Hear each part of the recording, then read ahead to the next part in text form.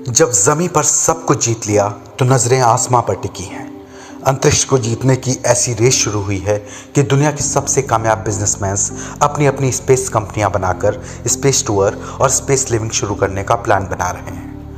दुनिया के सबसे अमीर शख्स जेफ बेजोस धरती से 105 किलोमीटर की ऊंचाई पर जीरो ग्रेविटी का मजा लेकर लौट आए हैं, वह भी अपने रॉकेट से। अंतरिक्ष में इतनी ऊंचाई तक छूने वाले दुनिया के वो पहले अरबपति बन गए हैं। इससे पहले वर्जिन ग्रुप के रिचर्ड ब्रैंसन 11 जुलाई को अपने वर्जिन गैलेक्टिक स्पेसशिप से 86 किलोमीटर की ऊंचाई तक गए थे। बेजोस के इस 11 मिनट के स्पेस टूर के बाद उनकी कंपनी ब्लू ओरिजिन्स ने स्पेस टूर के लिए टिकट की बुकिंग शुरू कर दी है। हालांकि कंपनी ने अभी इसकी कीमत नहीं बताई है। दूसरी ओर एलन मस्क अपने रॉकेट्स को स्पेस में भेजते जा रहे हैं। नासा से उनके पास सैकड़ों कॉन्ट्रैक्ट्स हैं। एलन मंगल पर इंसानी बस्ती बसाने के अपने प्लान के और करीब पहुंचते जा रहे हैं। गूगल और अल्फाबेट के सीईओ सुंदर पिचई इंफॉर्मेशन के मामले में कितने ही ताकतवर हों, लेकिन वर्जिन ग्रुप के रिचर्ड ब्रैंसन और अमेजॉन के जेफ बेजोस से वो स्पेस जर्नी को लेकर जल रहे हैं और अपनी इस जलन को उन्होंने खुलेआम जाहिर भी किया। टेक्नोलॉजी के संग अंतरिक्ष को जीतने निकले इन 3 सूरमाओं की कहानी ज़मीन से शुरू होती है। इन्होंने अपने दम पर अपना साम्राज्य बनाया है और अब अपनी कामयाबी की कहानी आसमां पर लिखने को तैयार है। इनके सपने जितने ऊंचे हैं, इनकी जिंदगी की कहानी उतनी ही मुश्किलों से भरी रही है। शुरू करते हैं अंतरिक्ष को अपने विजन से जीतने निकले इन 3 महारथियों की कहानी जेफ बेजोस के साथ। NSE यानी न्यूयॉर्क स्टॉक एक्सचेंज में लिस्टेड मोस्ट वैल्यूड कंपनी और फोर्ब्स लिस्ट में शामिल 25 सबसे अमीर व्यक्ति पर बेस्ड स्टडी रिपोर्ट के मुताबिक अमेजन के फाउंडर जेफ बेजोस 6 साल बाद दुनिया के सबसे पहले ट्रिलियनियर बन जाएंगे। यानी 2026 में जब जेफ बेजोस की उम्र 62 साल होगी, तब 143 बिलियन डॉलर यानी 14,300 करोड़ डॉलर की संपत्ति के मालिक बेजोस ट्रिलियनियर बन चुके होंगे। कंपैरिजन ने यह रिपोर्ट कंपनीज और इंडिविजुअल के पिछले 5 साल की परफॉर्मेंस ग्रोथ को एवरेज रखकर निकाली है। यह रिपोर्ट कहती है कि इंडिया के सबसे बड़े बिजनेसमैन मुकेश अंबानी ट्रिलियनियर्स की लिस्ट में 2033 तक पहुंचेंगे। ऑब्जर्वेशन यह भी है कि कोरोना महामारी के वक्त हुए लॉकडाउन का फायदा भी अमेजन को मिला है।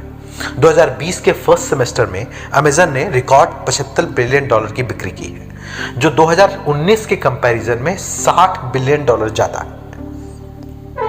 2019 में जेफ का अपनी पूर्व पत्नी मैकेंजी बेजोस से डिवोर्स हुआ और डिवोर्स के लिए मैकेंजी को 2,70,000 करोड़ की रकम बतौर सेटलमेंट मिली। इस हैवी सेटलमेंट के साथ मैकेंजी फोर्ब्स की लिस्ट में 22वीं पोजीशन पर आ गई थी। दुनिया के सबसे दौलतमंद शख्स कहलाने वाले जेफ ने यह कामयाबी अपने विजन से हासिल की, विरासत से नहीं। 1964 में जेफ के जन्म के वक्त उनकी मां जैकलीन सिर्फ 17 साल की थी और हाई स्कूल में पढ़ रही थी। उनके पास इतने पैसे भी नहीं थे कि वह अपना फोन का खर्च उठा सके। कम उम्र में मां बनने की वजह से स्कूल मैनेजमेंट ने जैकलीन को पढ़ाई पूरी करने से रोक दिया। वो मिन्नतें करती रही। बड़ी मुश्किलों के बाद स्कूल मैनेजमेंट को उन्होंने राजी तो कर लिया, लेकिन इसके एवज में जेफ की मां पर सख्त नियम लगाए गए जो बेहद इनह्यूमन थे। बेजोस को पालने के लिए जैकलीन $190 पर मंथ पर टाइपिस्ट की नौकरी करती थी। बेजोस के जन्म के 17 महीने बाद ही जैकलीन का टेड जॉगरसन, जो असल में जेफ के पिता थे, उनसे डिवोर्स हो गया। नाइट क्लासेस में ही जैकलीन की मुलाकात मिगवेल बेजोस से हुई। 1968 में दोनों ने शादी कर ली। मिगवेल की नौकरी के सिलसिले में परिवार को ह्यूस्टन शिफ्ट होना पड़ा, इसलिए जैकलीन ग्रेजुएशन नहीं कर पाई। My dream of graduating from college was put on hold during that period. But eventually, we actually settled in New Jersey for long enough that I allowed myself to take my dream of finishing college off the shelf where it had been placed decades before. Finally, after delays and setbacks, I feasted at the table of higher education. And boy, did I feast. I was relentless. I devoured my classes. And when I graduated from the College of St. Elizabeth at the age of 40, I had never been more proud of myself.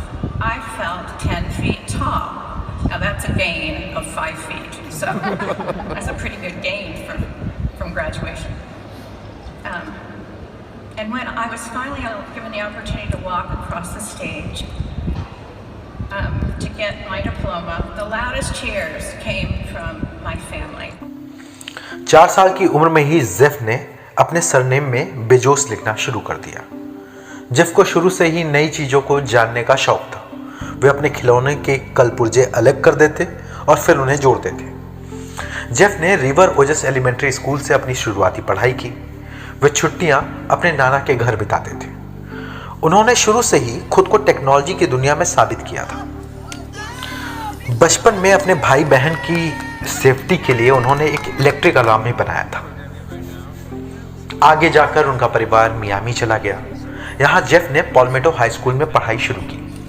उन्हें science training programme में हिस्सा लेने का मौका भी मिला। 1982 में उन्हें सिल्वर नाइट अवार्ड भी मिला। जेफ ने काम करने की शुरुआत मैकडोनाल्ड से की। वहां काम करने के दौरान जेफ फर्श पर गिरा हुआ केचप साफ करते थे। एक बार यही काम करने के दौरान 5 गैलन केचप का कंटेनर फट गया। जेफ बताते हैं कि यह उनके काम का पहला हफ्ता था, इसलिए नए होने के कारण इसकी सारी सफाई उन्हीं से कराई गई। अपने साथ ऐसा व्यवहार देखकर जेफ को काफी निराशा हुई। हालांकि यहां काम करने के अलावा जेफ के पास कोई और रास्ता नहीं था। 1986 में ग्रेजुएट होने के बाद कंप्यूटर साइंस के फील्ड में वॉल स्ट्रीट में काम करना उन्होंने शुरू कर दिया। इसके बाद उन्होंने फीटेल नाम की एक कंपनी में भी काम किया। ये एक फाइनेंशियल टेलीकम्युनिकेशन का स्टार्टअप था, जिसमें जेफ का काम इंटरनेशनल बिजनेस को एक्सपेंड करना था। कई और कंपनियों में काम करने के बाद उन्होंने सोचा कि आखिर वो दूसरों के लिए कब तक काम करते रहेंगे, और यहीं से खुद का बिजनेस करने का आइडिया जेफ बेजोस को मिला। 90s में एक ऐसी खोज हुई जिसका असर दुनिया पे हमेशा ही रहने वाला है। वॉल स्ट्रीट में बैंकर्स ट्रस्ट नाम की कंपनी में जेफ तब प्राइवेट मैनेजर थे, और इस दौरान वो इंटरनेट रिवॉल्यूशन को बहुत करीब से देख रहे थे। काम के दौरान उन्हें अमेरिका में काफी घूमने का मौका भी मिलता था। इन ट्रिप्स में उन्होंने लोगों को खरीदारी के दौरान आने वाली परेशानियों को समझा। तब उन्हें लगा कि इंटरनेट के इस बढ़ते दौर में ई मार्केटिंग कंपनी का भविष्य अच्छा है। जेफ के इस सपने पर उनके पेरेंट्स ने भी भरोसा किया और अपनी सारी सेविंग्स को जेफ को दे दिया। जेफ बेजोस की ई मार्केटिंग कंपनी पूरी तरह से इंटरनेट बेस्ड थी, और उस समय के लिहाज से ये एक नया कॉन्सेप्ट था। उनके पिता का पहला सवाल था कि इंटरनेट क्या है। बेजोस के पेरेंट्स उनकी कंपनी और कॉन्सेप्ट पर नहीं, बल्कि खुद बेजोस के काम पर शर्त लगा रहे थे। तब जेफ ने उन्हें बताया कि 70% चांस है कि उनका सारा पैसा डूब जाए, जो कि कुछ $1000 था, पर उन्होंने फिर भी इन्वेस्ट किया। जेफ ने अपने नाना से भी $1 लाख का इन्वेस्टमेंट इस बिजनेस के लिए लिया। जेफ का आइडिया तब ऑनलाइन रिटेल का था। वो एक वेबसाइट को एवरीथिंग स्टोर जैसा बनाना चाहते थे, जहां सब कुछ मिले, और वही मॉडल अब अमेज़न का है भी, लेकिन तब ये सोसाइट जैसा था। ऐसे में जेफ ऑनलाइन बेचे जा सकने वाले 20 प्रोडक्ट्स की लिस्ट बनाते हैं। किताबों की कम कीमत और कभी ना खत्म होने वाली मांग को देखते हुए वो ऑनलाइन किताब बेचने वाली वेबसाइट शुरू करना चाहते हैं। 1994 में जेफ ने अपनी नौकरी छोड़ दी और वॉशिंगटन के बेलेव्यू में अपने किराए के घर में गैरेज से ही ऑनलाइन बिजनेस की तरफ अपना पहला कदम बढ़ा दिया। उन्होंने 3 कंप्यूटर और कुछ कर्मचारियों के साथ कंपनी की शुरुआत की। जेफ ने अपनी कंपनी का नाम कैडेब्रा रखा, फिर कुछ महीनों में उसे बदलकर relentless.com कर दिया, लेकिन यह नाम भी उनके दोस्तों को पसंद नहीं आया। 1995 में उन्होंने अपनी कंपनी का नाम बदलकर Amazon रख दिया, जो अमेरिका की एक नदी पर बेस्ड था। उन्होंने 16 जुलाई 1995 को अपनी वेबसाइट पर सबसे पहले किताब बेचना शुरू किया, लेकिन यह काम आसान नहीं था। उन्हें जमीन पर घुटनों के बल बैठकर किताबों को पैक करना पड़ता था और पार्सल देने के लिए भी खुद जाना पड़ता था। इस कंपनी ने अपना पहला बिल अर्थ बिगेस्ट बुक स्टोर के नाम से काटा। तब का यह सपना कुछ ही साल में हकीकत भी बन गया। कुछ ही वक्त में उनकी हर हफ्ते की बिक्री करीब $20,000 हो गई। बस यहीं से जेफ और उनकी कंपनी अमेजॉन ने कभी पीछे मुड़कर नहीं देखा।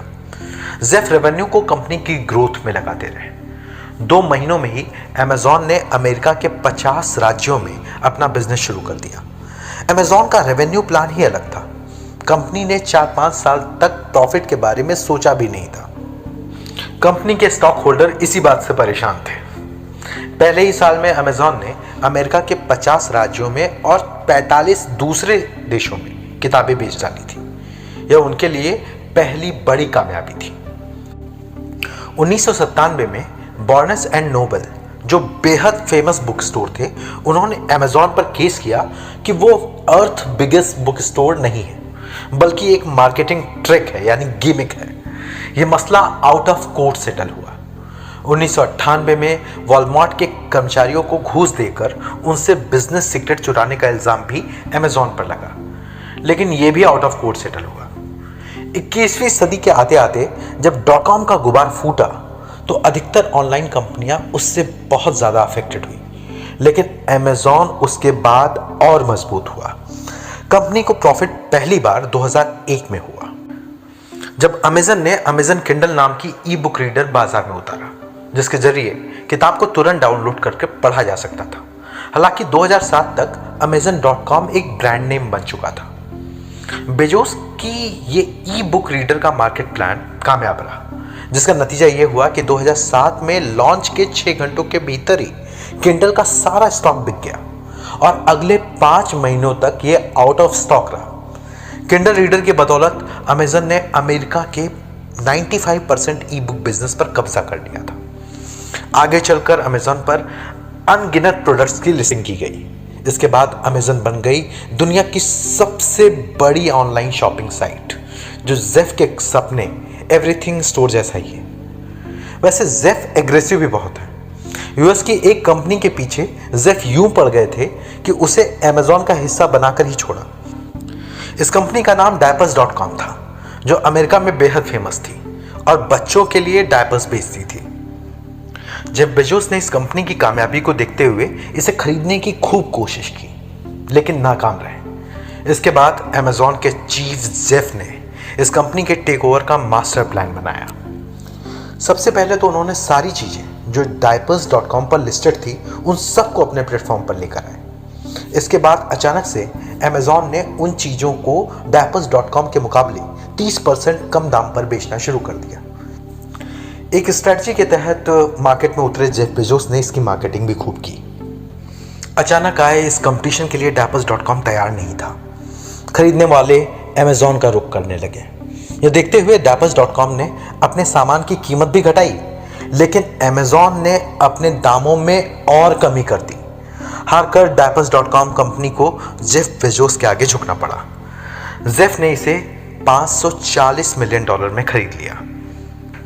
हालांकि बाद में वॉलमार्ट ने इसे $600 मिलियन का ऑफर दिया था, लेकिन तब तक बहुत देर हो चुकी थी। सपनों को देखने की जगह जेफ ने उन्हें जीना सीखा है। नतीजा आज वो नंबर 1 है। जेफ का मानना है कि आइडिया सभी के पास होता है, उसे जो इम्प्लीमेंट पहले करता है विनर वही बनता है।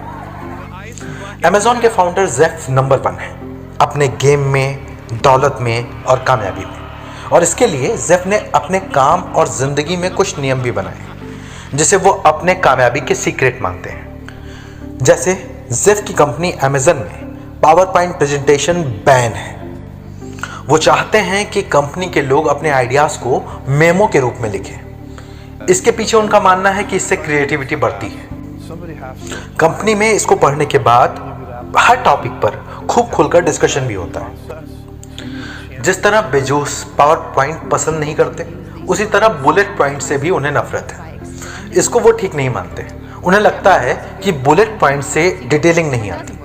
बेजोस का मानना है कि टेक्स्ट से ज़्यादा पावरफुल विजुअल्स यानी तस्वीरें होती हैं। इसलिए वो कहते हैं कि अगर आप स्लाइड का इस्तेमाल कर रहे हैं तो शब्दों से ज़्यादा तस्वीरों को बोलने दें। बेजोस इमोशंस को भी काफ़ी अहमियत देते हैं। उनका कहना है कि इमोशंस कोई ख़राब चीज़ नहीं। इतिहास के सबसे बड़े आंदोलन भावनाओं के सहारे ही शुरू हो पाए।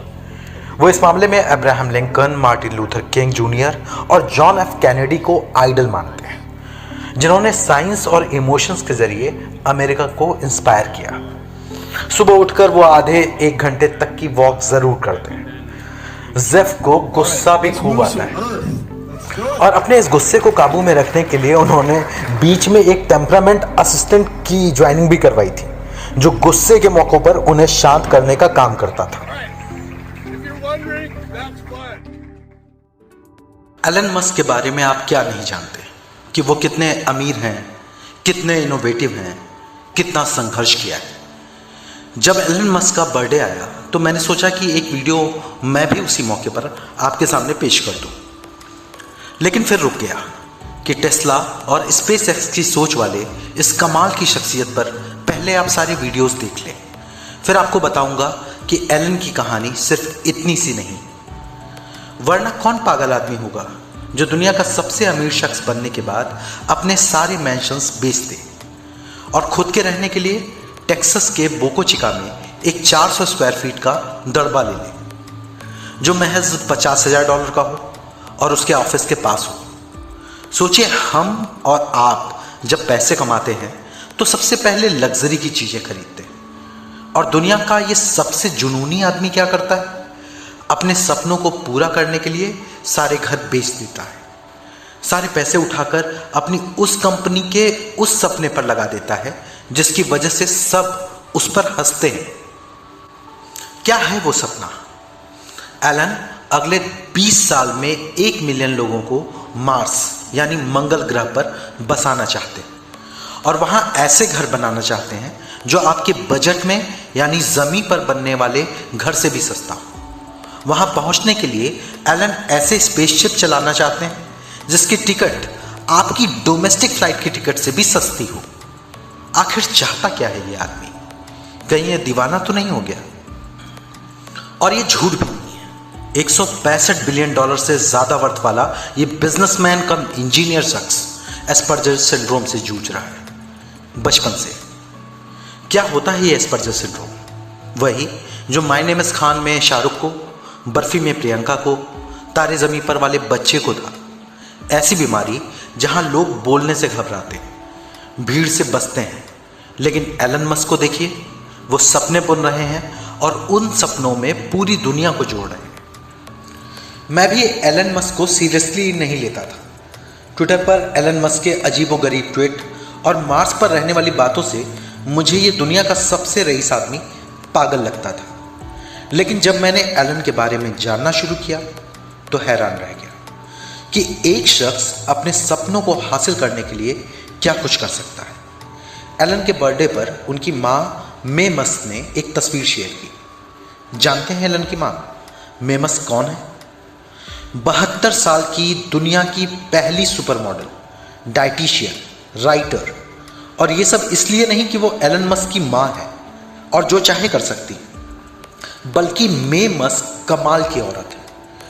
अपनी माँ और दादी को जिस उम्र में हम पूजा पाठ में लगे देखते हैं, मे मस्क उस उम्र में दुनिया जीत रही। मैंने सोचा कि एलन का बचपन तो कमाल का होगा। इतनी इंस्पायरिंग माँ है, बेटा इतना कामयाब है और इंटेलिजेंट है, तो कुछ तो बात होगी। लेकिन वहां भी मेरी सोच दगा दे गई। एलन अफ्रीकन अमेरिकन है। मे मस्क ने साउथ अफ्रीकन इंजीनियर एरल मस्क से 22 साल की उम्र में शादी की, लेकिन 9 साल की शादी मे के लिए नर्क से बदतर गुजरी। इस बीच 3 बच्चे हो गए, एरल, किम्बल और टोस्का। जब मे ने एरल से डिवोर्स लिया तो एलन सिर्फ 8 साल के थे। मे साउथ अफ्रीका से निकल जाना चाहती थी, अपनी टूटी फूटी जिंदगी को समेटना चाहती थी। वो किम्बल और टोस्का को लेकर कनाडा आ गई, लेकिन एलन मस्क अपने पापा के साथ रुक गए। वजह कि माँ मे मस्क मॉडलिंग और डाइटिशियन का काम करने के बाद भी इस हालत में नहीं थी कि उन्हें कंप्यूटर दिला पाए। 4 साल तक एलन अपने पापा के साथ रुके रहे। जिंदगी की सबसे बड़ी गलती एलन इसे मानते हैं। अपने पापा का जो रूप एलन ने देखा वो आज तक नहीं भूले। ऊपर से एलन किसी की बात नहीं सुनते थे, अपने में मगन रहते। सबने सोचा कि एलन के कानों में कोई बीमारी है, जो सवाल पूछता है, जो जवाब तलाशता है। धीरे धीरे अंदाजा लग गया कि बच्चा जीनियस है। उन्हें 3 साल की उम्र में स्कूल भेज दिया गया। एलन को स्कूल में बच्चों ने खूब परेशान किया, सीढ़ियों से गिराया, लेकिन ये जीनियस बच्चा किताबों और कंप्यूटर में खोया रहा। 12 साल की उम्र में बेसिक कंप्यूटर कोडिंग इस्तेमाल करके एलन ने ब्लास्टर नाम का एक वीडियो गेम तैयार किया और उसे एक लोकल मैगजीन को $500 में बेच भी दिया। एलन के दिमाग में आइडियाज़ के धमाके फूटते रहते और हालत ये होती कि एलन को रास्ता नहीं सूझता। साउथ अफ्रीका से एलन बाहर आना चाहते थे क्योंकि एलन मस्क का दिमाग कुछ और करना और सीखना चाहता था। इसके लिए एलन ने कनाडा का ही रुख किया ताकि उन्हें अमेरिकन पासपोर्ट मिल जाए। 17 साल की उम्र में एलन साउथ अफ्रीका के प्रिटोरिया से यूनिवर्सिटी ऑफ पेंसिल्वेनिया को अटेंड करने नॉर्थ अमेरिका आ गए और 26 साल की उम्र तक एलन ने इकोनॉमिक्स और फिजिक्स में बैचलर डिग्री भी हासिल कर ली। लेकिन एलन को पता नहीं था कि उन्हें करना क्या है। बहुत सारे आइडियाज आते थे और जाते थे। एलन कुछ में हाथ आजमाते और कुछ को छोड़ देते। एलन की सोच को पेंसिल्वेनिया में पनपने का मौका नहीं मिल रहा था। वो बेचैन हो रहे थे और सिलिकॉन वैली पहुंचना चाहते थे, जो टेक्नोलॉजी का मक्का माना जाता है। 1995 में एलन अपने कंप्यूटर, कार और 2000 रुपयों के साथ सिलिकॉन वैली पहुंच भी गए। इरादा था एनर्जी स्टोरेज टेक्नोलॉजी पर काम करने का, लेकिन मुश्किल यहाँ भी थी। टेक्नोलॉजी की थोड़ी सी जॉब अपॉर्चुनिटी के बीच हजारों कैंडिडेट्स थे। एलन चाहते थे energy storage, artificial intelligence, genetics या इंटरनेट जैसी टेक्नोलॉजी पर काम करें जो फ्यूचर को इम्पैक्ट करे, लेकिन नौकरी थी नहीं, तो एलन ने खुद की कंपनी खोलने का फैसला किया। अब कंप्यूटर कोडिंग और सॉफ्टवेयर डेवलपमेंट में हाथ आजमा चुके एलन को समझ में आया कि इंटरनेट दुनिया की तस्वीर बदलने वाला है। सो उन्होंने अपने भाई किम्बल और दोस्त ग्रेग के साथ मिलकर Zip2 शुरू किया। 24 साल के टेक बॉय के लिए कंपनी शुरू करना एक्साइटिंग हो सकता है, लेकिन कंपनी को चलाना और सक्सेसफुल बनाना बहुत मुश्किल है। न्यूज़पेपर्स को डिजिटल करने वाले सॉफ्टवेयर बनाने वाले एलन के ऊपर $1 लाख का कॉलेज लोन का कर्ज भी था। हालात ऐसे थे कि एक कमरे के ऑफिस में एलन काउच पर ही सोते थे क्योंकि घर का रेंट ज़्यादा होता। नहाने फ्रेश होने के लिए लोकल जिम का वॉशरूम इस्तेमाल करते। धीरे धीरे न्यूयॉर्क टाइम्स और शिकागो ट्रिब्यून जैसे क्लाइंट बनाए। कंपनी बढ़ी तो हंगामे बढ़े। बोर्ड ने एलन को सीईओ बनने से रोक दिया। कंपनी को आखिरकार कॉम्पैक्ट ने $307 मिलियन में खरीदा, जिसमें से 7% शेयर एलन के थे। इन शेयर्स के बदले एलन को $22 मिलियन मिले। इन $22 मिलियन से एलन ने 2 काम किए। पहला, जो इतने पैसे पाने के बाद कोई भी 28 साल का लड़का करता, एलन ने $1 मिलियन की फ्लैशी स्पोर्ट्स कार खरीदी। और दूसरा, एक नई कंपनी शुरू की। ट्रेडिशनल फाइनेंशियल सेगमेंट को इंटरनेट से बदलने के लिए अपने नए आइडिया के साथ एलन ने X.com की शुरुआत की। X.com जो बाद में पेपाल में बदल गया। अब X.com क्या था? एक अननोन वेबसाइट, लेकिन एक शानदार आइडिया के साथ, जिसमें आप अपने दोस्त को पैसे ईमेल कर सकते थे। यह आइडिया ऐसा था कि जिसमें एक बार आपने किसी को पैसे भेजे तो दूसरे को पैसे लेने के लिए X.com पर अपना अकाउंट बनाना होगा, यानी यूजर्स बेस तेजी से बढ़ा। पेपाल में बदलने के बाद दूसरा साल शुरू होते होते 1 मिलियन कस्टमर इसके साथ जुड़ गए। एलन पेपाल के सीईओ बने। इस बीच एलन की शादी भी हो गई थी और वो अपने हनीमून तक नहीं जा पाए थे। तो एलन मस्क ने अपने एक फाइनेंशियल ट्रिप को 2 हफ्ते के हनीमून ट्रिप में बदल दिया, और जब वो इस ट्रिप से लौट कर आए तो हालात बदल गए थे। कंपनी के सीईओ ने बोर्ड के साथ मिलकर उन्हें कंपनी के सीईओ पोस्ट से हटा दिया। हालात एक बार फिर बिगड़े, लेकिन सुधरे भी। 2002 में ईबे ने पेपाल को $1.5 बिलियन में एक्वायर किया, और उसमें से एलन के शेयर थे $165 मिलियन। $165 मिलियन जेब में आए तो एलन ने अपने सबसे बड़े प्लान पर काम करना शुरू किया। मार्स पर जिंदगी बसाने के अपने प्रोजेक्ट के लिए एलन रशिया पहुंच गए। वहां उन्होंने रिफर्बिश्ड इंटरकॉन्टिनेंटल मिसाइल खरीदने की कोशिश की। कोशिश फ्लॉप हुई, होना ही था। बहस भी हुई, लेकिन एलन 2002 में दोबारा रशिया पहुंच गए एक और मीटिंग के लिए। इस मीटिंग में उन्हें रिफर्बिश रॉकेट देने की बात तो हुई, लेकिन एक रॉकेट की कीमत $8 मिलियन बताई गई। एलन ने तय किया कि वो खुद रॉकेट बनाएंगे और मार्स तक लोगों को लेके जाएंगे। आज ये बात एलन मस्क के साथ जुड़कर भले ही आपको कूल लग रही हो, लेकिन 2002 में ये पागलपन ही था। एलन ने अपने इस सपने को पूरा करने के लिए स्पेस एक्स नाम की कंपनी बना दी और इसके सीईओ के साथ चीफ इंजीनियरिंग ऑफिसर यानी सीटीओ भी बन गए। स्पेस एक्स क्या करामात दिखा रही है, ये जानकर आपके होश उड़ जाएंगे। लेकिन इससे पहले टेस्ला की कहानी सुनिए। टेस्ला यानी वो कंपनी जिसने एलन मस्क के नाम को पूरी दुनिया में फैला दिया। Auto pilot fast charging Tesla cars की पूरी दुनिया दीवानी है। जब टेस्ला के साथ एलन जुड़े तो हालात ऐसे नहीं थे। 2003 में टेस्ला को मार्टिन और मार्क ने एक मिशन के साथ शुरू किया था, जहां कारों को ज़्यादा इको फ्रेंडली बनाया जाए, कार्बन एमिशन कम किया जाए, इलेक्ट्रिक कार्स तैयार की जाए। एलन को आइडिया पसंद आया। टेस्ला शुरू होने के 8 महीने बाद एलन ने इसमें $6.5 मिलियन की फंडिंग दी और कंपनी के बोर्ड ऑफ डायरेक्टर्स में तो शामिल हुए ही, साथ ही टेस्ला के चेयरमैन भी बने। टेस्ला में इन्वेस्टमेंट लानी हो या कार डेवलप करनी हो, मस्क ने पूरी मेहनत की। 2006 में टेस्ला की ऑल इलेक्ट्रिक रोडस्टर लॉन्च हुई, लेकिन तब तक मस्क प्रोडक्ट डिजाइन पर ज़्यादा वक्त दे रहे थे, बिजनेस ऑपरेशंस पर नहीं। कंपनी में खींचतान बढ़ी तो 2008 में एलन कंपनी के सीईओ बन गए। ये साल मस्क पर मुसीबतों का पहाड़ लेकर आया। 2008 की मंदी ने टेस्ला जैसी एक्सपेंसिव कारों के लिए मार्केट खत्म करना शुरू कर दिया। Space x, Tesla, solar city project के बीच मस्क फंस गए। स्पेस एक्स के फॉल्कन 1 रॉकेट के ट्रबल लॉन्च के बाद मस्क पर गहरी मार पड़ी। लोगों ने कहना शुरू कर दिया मस्क मिस कर गए हैं। वैसे भी मस्क को एरोनॉमिक्स का कोई तजुर्बा था नहीं, ऐसे में वो कंपनी के सीटीओ भी थे, तो इल्ज़ाम भी उन्हीं पर लगने थे। आखिर रॉकेट उड़ाना बच्चों का खेल तो नहीं। नील आर्मस्ट्रॉन्ग और जीन सर्नर ने मस्क के कमर्शियल एरोस्पेस प्लान के खिलाफ सरेआम उंगलियां उठाई। अमेरिकन हीरोज के इस रवैये ने मस्क का दिल तोड़ा। हौसला नहीं, पहला रॉकेट ऑर्बिट में पहुंच नहीं पाया, दूसरा रॉकेट और तीसरे रॉकेट को भी मंजिल नहीं मिली, सब फेल। 3 गलतियों के बाद स्पेस एक्स का सपना टूटता सा लगने लगा। आलम यह हुआ कि 2008 के क्रिसमस तक एलन डिप्रेशन में जाने लगे और पर्सनल लोन्स के सहारे सरवाइव करने लगे। इस फाइनेंशियल क्राइसिस के बीच उन्हें टेस्ला को भी बचाना था।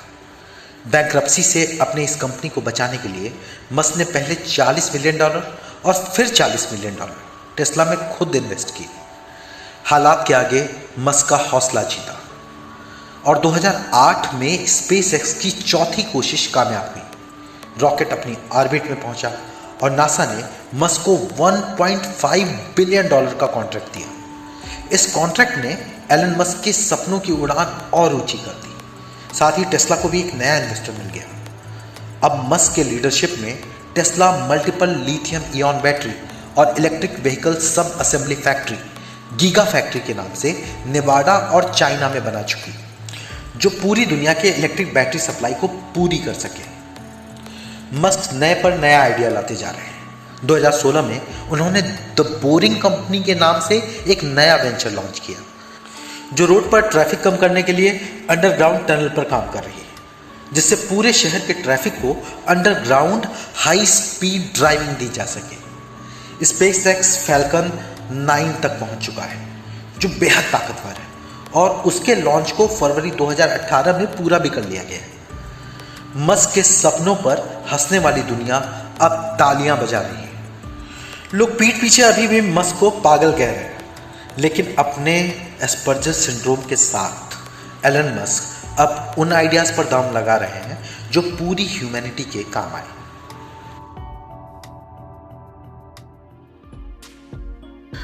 गूगल जानते हैं? अब इसके बारे में गूगल मत करने लग जाइएगा, क्योंकि गूगल सब कुछ देखता है, सब कुछ जानता है। आप क्या सर्च करते हैं, आपकी पसंद क्या है, आप क्या होना चाहते हैं, और आप क्या हैं, सब कुछ। गूगल, यूट्यूब और इसे ऑपरेट करने वाली कंपनी अल्फाबेट की मार्केट कैपिटलाइजेशन $1.4 ट्रिलियन है। यानी अगर गूगल को एक देश मान लें तो ये दुनिया की 10वीं रिचेस्ट कंट्री गूगल हो सकती है, जो ऑस्ट्रेलिया, स्पेन, नीदरलैंड्स, सऊदी अरब, टर्की, स्विट्जरलैंड से भी ज़्यादा है। सोचिए कि एक कंपनी के पास इतनी पावर है कि वो किसी भी देश से ज़्यादा दौलतमंद है। गूगल को सबसे बड़ा स्पाई कहा जाता है।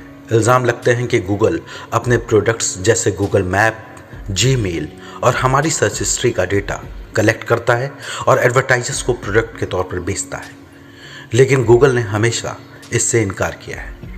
बताया है कि वो AI यानी आर्टिफिशियल इंटेलिजेंस का इस्तेमाल करके हमारे सर्च को बेहतर बनाता है। हमारी आपकी ज़िंदगी पर असर डालने वाले, या यूँ कहें कि वर्चुअली इसे कंट्रोल करने वाले गूगल को चलाता कौन है? एक इंडियन।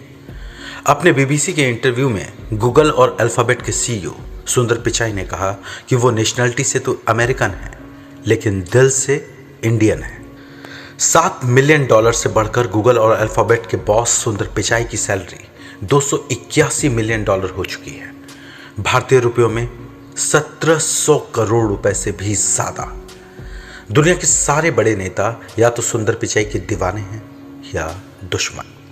लेकिन दुनिया के इस सबसे कामयाब CEO से सब हाथ मिलाना चाहते हैं। बड़े से बड़ा कॉरपोरेट सुंदर पिचाई के सामने झुकता है। एक तरह से कहें कि इंफॉर्मेशन अगर ताकत है तो सुंदर पिचाई आज के भगवान हैं। बस ऐसे सोचिए कि अगर आप दुनिया के 4.66 बिलियन इंटरनेट यूजर्स में से एक हैं तो ऐसा हो ही नहीं सकता कि आपके ऊपर सुंदर पिचाई का असर ना हो, चाहे आप उसे अपने स्मार्टफोन पर चलाते हों, डेस्कटॉप पर, टैबलेट पर या फिर लैपटॉप पर। IIT खड़गपुर के स्टूडेंट सुंदर पिचाई ने आपकी ज़िंदगी बदल दी है। गूगल सर्च से, जीमेल से, मैप से और क्रोम से। अल्फ़ाबेट और गूगल दोनों की कमान उनके पास है। यानी Google search, Android operating system, YouTube और गूगल एड्स जैसी उन तमाम डिपार्टमेंट्स की जिम्मेदारी जो दुनिया को चला रहे हैं। इंटरनेट रिवॉल्यूशन के इस दौर में जब इंफॉर्मेशन ही सबसे बड़ी ताकत है, तो सोचिए इन सारी इंफॉर्मेशंस को कंट्रोल करने वाला शख्स क्या टेक्नोलॉजी का भगवान नहीं है? मगर इतनी ताकत के बाद भी सुंदर पिचाई का दिल आज भी इंडिया के लिए धड़कता है। सचिन तेंदुलकर उनके फेवरेट प्लेयर हैं, मसाला डोसा उनका फेवरेट खाना। सुंदर पिचाई किसी अरबपति के घर नहीं जन्मे हैं। वो चेन्नई के एक इलेक्ट्रिकल इंजीनियर के बेटे हैं, जिन्हें उनके पापा लम्ब्रेटा स्कूटर पर बिठाकर घुमाते थे। एक स्कूटर पर 4 लोग। आज की बात होती तो चालान कट जाता। लेकिन 1972 में हिंदुस्तान ऐसा नहीं था। फ़ोन तक नहीं आया था। रघुनाथ पिचाई चेन्नई में पोस्टेड थे। वो घर आते तो अपने बेटे से पढ़ाई के बारे में नहीं पूछते, बल्कि अपने काम में आई दिन भर की मुश्किलों के बारे में बताते। पिचाई के पास तब अपना कोई कमरा भी नहीं होता था। वो लिविंग रूम में अपने छोटे भाई के साथ फर्श पर सोते थे, यानी एक बेसिक मिडिल क्लास फैमिली। 12 साल के सुंदर राजन पिचाई के घर जब पहली बार लैंडलाइन फ़ोन लगा तो घर पर यह टेक्नोलॉजी से जुड़ी पहली चीज़ थी। सुंदर की याददाश्त इतनी शानदार थी कि उन्हें झट से सारे नंबर याद हो जाते। माँ और पापा को जब किसी को फ़ोन करना होता तो नंबर सुंदर से पूछा जाता। घर में फ्रिज आया तो सुंदर को एहसास हुआ कि टेक्नोलॉजी ज़िंदगी को आसान करने का जरिया है। रघुनाथ पिचाई चाहते थे कि उनके बेटे अच्छे से पढ़ें। हालांकि किसी शानदार कॉन्वेंट स्कूल में बच्चों को पढ़ाने का ख्याल उनके दिमाग में नहीं था। चेन्नई के जवाहर विद्यालय से 10वीं और फिर वानावानी मैट्रिकुलेशन हायर सेकेंडरी स्कूल से 12वीं करने के दौरान भी सुंदर पिचाई ऐसे ब्रिलियंट स्टूडेंट नहीं थे जिन्हें स्कूल में याद रखा जाए। हालांकि पढ़ने में वो तेज थे। तभी तो उनकी उम्र में जब उन्हीं के दूसरे साथी क्रिकेट खेलने में बिजी थे, तब सुंदर पिचाई ने पढ़ाई की और IIT खड़गपुर का इंटरेस्ट निकाला। एक एक नंबर को लेकर बेहद कॉम्पिटिटिव थे सुंदर। 1979 में 2100 एकड़ के IIT खड़गपुर से सुंदर की जिंदगी का एक नया चैप्टर शुरू हो रहा था। नेहरू हॉल हॉस्टल का ये लड़का metallurgical and material science department में पहुंचा और डिपार्टमेंट में न सिर्फ टॉप किया बल्कि एकेडमिक एक्सेलेंस के लिए प्रेस्टिजियस सिल्वर मेडल भी जीता। इस दौरान सुंदर इलेक्ट्रॉनिक्स की ओर भी झुके रहे, वो भी तब जब इलेक्ट्रॉनिक्स के लिए कोई अलग कोर्स वहाँ था ही नहीं। बीटेक की थीसिस भी सुंदर पिचाई ने इलेक्ट्रॉनिक मटेरियल पे ही की। ऐसा नहीं था कि सुंदर हमेशा किताबों में ही डूबे रहते। इस दौरान सुंदर को आशिकी भी हुई, वो भी कोटा राजस्थान की एक लड़की से। आईआईटी खड़गपुर में केमिकल इंजीनियरिंग के डिपार्टमेंट से सेम बैच में थी। नाम था अंजलि। अंजलि को लेकर सुंदर इतने सीक्रेटिव थे कि उनके खास दोस्तों को भी इस अफेयर का पता तब चला जब दोनों ने अपनी ग्रेजुएशन पूरी कर ली। फाइनल ईयर में सुंदर ने अंजलि को प्रपोज कर दिया था, लेकिन ये रिश्ता बनने में काफ़ी देरी लगी। आईआईटी के बाद सुंदर को एमएस करने स्टैनफोर्ड जाने के लिए स्टूडेंट लोन नहीं मिला, तो पापा रघुनाथ पिचाई ने अपनी सेविंग्स खाली कर दी। अमेरिका की टिकट और बाकी खर्चों के लिए रघुनाथ पिचाई की 1 साल की सैलरी निकल गई, लेकिन ये इन्वेस्टमेंट सबसे कारगर साबित हुई। हिंदुस्तान में तब कंप्यूटर पर कुछ वक्त बिताने के लिए सुंदर को घंटों इंतजार करना होता था। स्टैनफोर्ड में आकर वो परेशानी खत्म हो गई। अब सुंदर कंप्यूटर पर काम भी कर सकते थे और उसे समझ भी सकते थे। सुंदर अमेरिका गए तो अंजलि पीछे रह गई। तब इंटरनेशनल कॉल इतनी महंगी थी कि 6-6 महीनों तक दोनों में बातें नहीं हो पाती थी।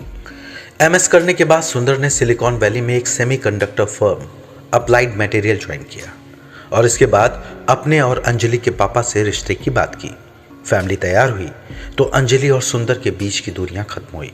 सुंदर के साथ अंजलि अमेरिका आ गई।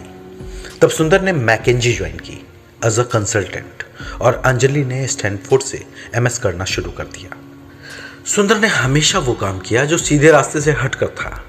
मेटलर्जिकल से बीए करने के बाद सुंदर को स्टैनफोर्ड यूनिवर्सिटी से पीएचडी करने के लिए स्कॉलरशिप मिली थी। उनके प्रोफेसर्स भी यही चाहते थे, लेकिन सुंदर ने मटेरियल साइंस एंड इंजीनियरिंग से एमएस करने का फैसला किया। सुंदर और उनके पापा के बीच आज तक इस बात पर बहस होती है। अप्लाइड मटेरियल से जॉब छोड़ने को लेकर घर वाले राजी नहीं थे, लेकिन सुंदर ने जॉब छोड़ी और वॉर्टन स्कूल ऑफ बिजनेस से एमबीए किया। इस दौरान सुंदर अपना सीवी दूसरी कंपनियों को भेजते रहते थे। इंटरव्यूज देने का सिलसिला भी जारी था। अप्रैल फूल के दिन गूगल ने सुंदर को इंटरव्यू के लिए कॉल किया। सुंदर पहुंच भी गए बिना किसी उम्मीद के, लेकिन इंतजार के दौरान जब उन्हें रिसेप्शनिस्ट ने आइसक्रीम ऑफर की तो सुंदर को ये वर्क कल्चर भा गया। उन्होंने तय किया कि काम तो गूगल में ही करना है। 1997 में लैरी पेज और सर्गेई ब्रिन के शुरू किए गूगल ने 2004 तक बहुत तरक्की कर ली थी। तब तक गूगल सबसे बेहतरीन सर्च इंजन माना जाने लगा था।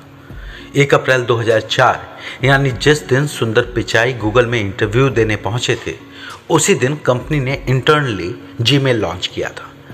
ऐसे में सुंदर पिचाई को जीमेल के बारे में कुछ भी पता नहीं था, जबकि शुरुआती इंटरव्यू में उनसे यही पूछा गया।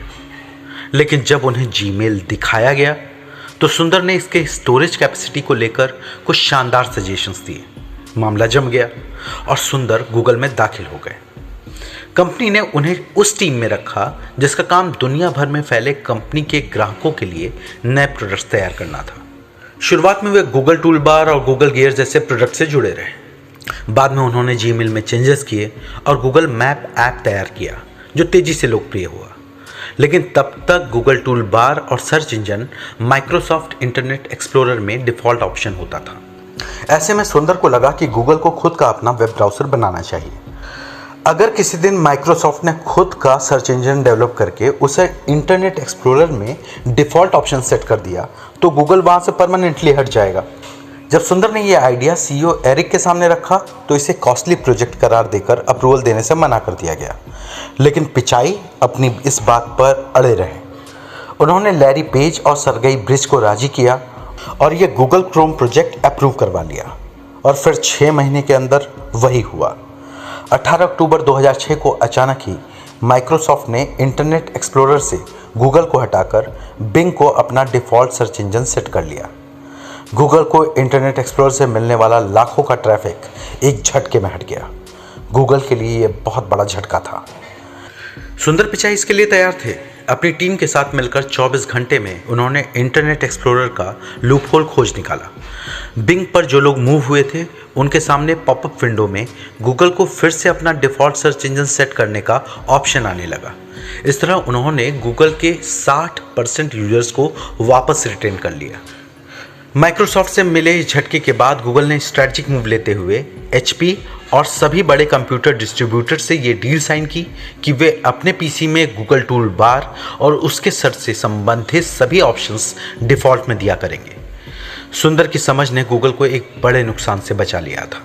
गूगल ने उन्हें सीनियर वाइस प्रेसिडेंट के पद पर प्रमोट कर दिया। पिचाई को 2008 में vice president of project development बना दिया गया। 2012 में उन्हें गूगल ऐप और क्रोम का वाइस प्रेसिडेंट बनाया गया। 2013 में एंड्रॉयड बनाने वाले एंडी रूबिन के बाद पिचाई ने इसकी कमान भी संभाल ली। 2014 में गूगल के सह संस्थापक लैरी पेज ने उन्हें कंपनी का प्रोडक्ट चीफ बनाया। एक साल बाद ही वे गूगल के मुखिया भी बन गए। इतनी बड़ी कंपनी में एक भी आदमी ऐसा नहीं होगा जो पिचाई को पसंद नहीं करता हो। गूगल के CEO के तौर पर उनकी ज्वाइनिंग का ऐलान करते हुए लैरी पेज ने उनकी तारीफों के पुल बांधे। उनका कहना था, सुंदर ने पिछले काफ़ी समय से ठीक वही बातें कही जो मैंने कही होती। कई बार तो वे इन बातों को मुझसे भी बेहतर तरीके से कहते हैं। छोटी से लेकर बड़ी मुश्किलों को सुलझाने में सुंदर पिचाई को महारत हासिल है। जब गूगल और सैमसंग के बीच एक सॉफ्टवेयर को लेकर बहस हुई तो पिचाई ने ही सैमसंग से बातचीत का जिम्मा संभाला और झगड़ा शांत किया। सुंदर पिचाई की इस काबिलियत को देखते हुए कंप्यूटर और इंटरनेट की दुनिया के बड़े नाम उनके पीछे भागते रहे हैं। 2015 में जब माइक्रोसॉफ्ट के अगले मुखिया के नाम पर कयास लग रहे थे तो उनके नाम की चर्चा भी जोरों पर थी। आखिर में इस कुर्सी के लिए एक और भारतीय के नाम का ही ऐलान हुआ और वो थे सत्या नडेला। 2011 में ट्विटर ने सुंदर पिचाई से अपने यहाँ काम करने की पेशकश की, लेकिन तब गूगल ने उन्हें करीब 305 करोड़ रुपए का बोनस देकर रोक लिया। जो गूगल दुनिया के लिए लाइफलाइन है, सुंदर उसके लिए सांसें हैं। 2015 में अल्फाबेट यानी गूगल और बाकी कंपनियों की पेरेंट कंपनी इसलिए बनाई गई कि सुंदर पिचाई को गूगल के CEO जैसा बड़ा पद देकर कंपनी में बनाए रखा जा सके। और अब गूगल के साथ सुंदर अल्फाबेट के भी बॉस हैं। गूगल तेजी से आगे बढ़ रहा है और साथ ही दूसरे हजारों स्टार्टअप और टेक्नोलॉजी बेस्ड कंपनियों को सपोर्ट कर रहा है। आर्टिफिशियल इंटेलिजेंस और क्वांटम कंप्यूटिंग के लिए गूगल की टेक्नोलॉजी टीम लगातार इनोवेशन कर रही है, क्योंकि पिचाई का मानना है कि ये दोनों टेक्नोलॉजी भविष्य की सबसे बड़ी क्रांति होंगी। चेन्नई के इंट्रोवर्ट सुंदर पिचाई पूरी दुनिया जीत रहे हैं। एक वक्त में स्टैनफोर्ड यूनिवर्सिटी में पढ़ते वक्त $60 का बैकपैक सुनते ही पीछे हट जाने वाले सुंदर आज 20 स्मार्टफोन इस्तेमाल करते हैं ताकि टेक्नोलॉजी से जुड़े रहें। बच्चों को सही चीज़ देखने को मिले, इसके लिए YouTube किड्स बनाते हैं। बार बार पासवर्ड बदलने की ज़रूरत ना हो, इसके लिए फेशियल रिकॉग्निशन और फिंगरप्रिंट ऑथेंटिकेशन जैसे सिक्योरिटी फीचर बना रहे हैं। यानी कल को बेहतर बनाने के लिए पिचाई अपना आज दे रहे हैं।